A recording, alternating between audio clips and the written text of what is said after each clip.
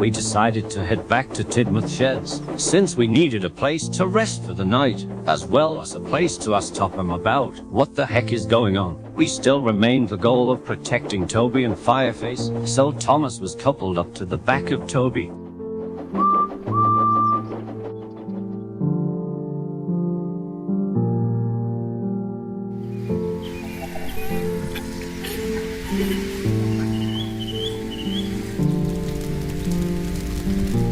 Luckily, we arrived at Tidmouth shed safely, and Toby, Edward and Thomas were tucked away in the sheds. We took some wood we found and made a bonfire outside, and the four of us gathered around it as Topham explained the answers to all the questions we've been asking for a while.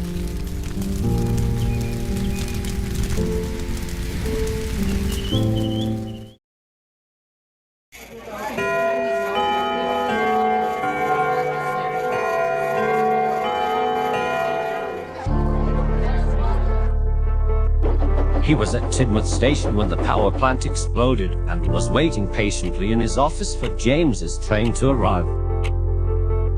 He headed out of his office at the sound of an engine's whistle, just in time to see James and Toby arrive.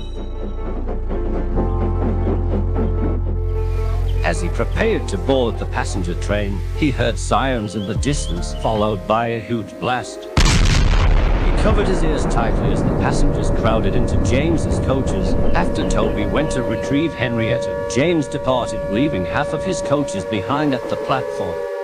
With nowhere to run, Topham prepared for the worst. His top hat was blown off of his head before he dropped to the ground, followed by a shower of shattered glass. Luckily, Topham was for the most part unharmed by the falling glass, but the other passengers weren't so lucky. He got up, grabbed his hat back, his vision blurry, ears ringing, heart racing, and he started to look around. He noticed a passenger bleeding heavily from his face, and the controller panicked and ran to the parking lot beside the station where his car was located. He entered his car, and he sped off in the direction of Tidmouth sheds. All he was thinking about was the well-being of his beloved engines. He had to find out what or who had caused this, and where his engines were located. The road was rough, probably from the shockwave. It wasn't long before Sir Topham had hit a pothole. The car seemed stuck, so he got out, had a look at it, and noticed the tire was flat. He was frustrated and worried at the same time. He wished that he hadn't left his spare tire at home. At this moment, he had no choice but to walk to a nearby workman's hut. It was constructed not so long ago.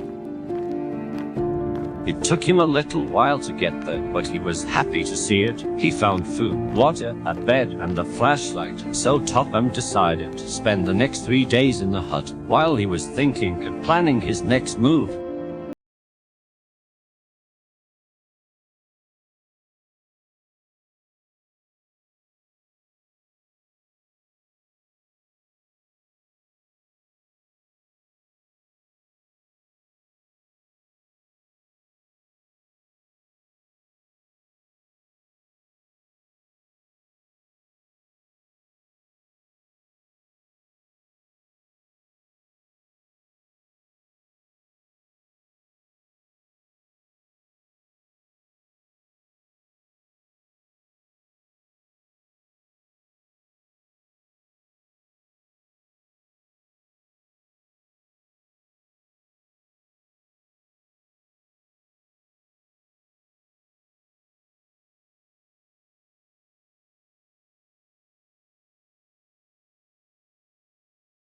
Woke up really early as the sun started to rise. He got to work removing the mutated trucks from the turntable. Afterwards, he came back to Thomas.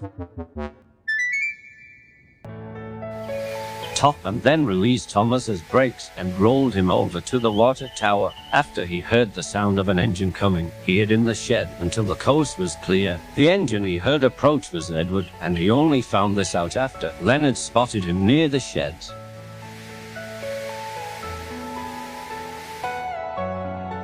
Topham then declared that he knew that this wasn't any ordinary accident. There was someone behind this, and he had a hunch on who it was. He didn't tell us, but did mention he had a spotty pass with them. Whoever it could have been, they really wanted to ruin everything that he loved on this island. As we had our small bonfire, I could hear Thomas and Edward discussing who it could have been. Thomas said it could be Diesel, but Edward told him that Diesel was sent back to the mainland years ago. It was nice seeing someone Edward could talk to again. We've decided to get some sleep early, since we were going to try to meet back up with Henry and the others the next day. Despite everyone's chatty mood, Toby was silent, looking extremely tense. Why do you still function? You're nothing to them. So much had happened in the span of an hour, it's insane. We woke up to Toby having an episode with Fireface, and he sounded like he was fighting for control. He was begging for it to stop and was able to roll himself back and forth, like someone pacing in circles while in deep thought. Something was going to happen, and I woke up the others. We stood back as Toby screamed in pain, his bell ringing continuously. He was at his breaking point. The voice inside of him were telling him to end it, that he was just a pile of wood ready to rot. Leonard lit Thomas's fire, and Thomas slowly puffed towards him. Thomas asked him what was wrong, but all Toby told him was to take care of Henrietta for him, and then it happened. Topham knew what was going to happen and sprinted towards the tram engine that had taken him out on his holiday trip all those years ago, but it was too late. Topham, Sydney, Leonard and I watched in horror as the tram engine rolled back and dashed down the line as fast as he could, slamming his wooden body into the arm of the breakdown crane. Wait, Toby!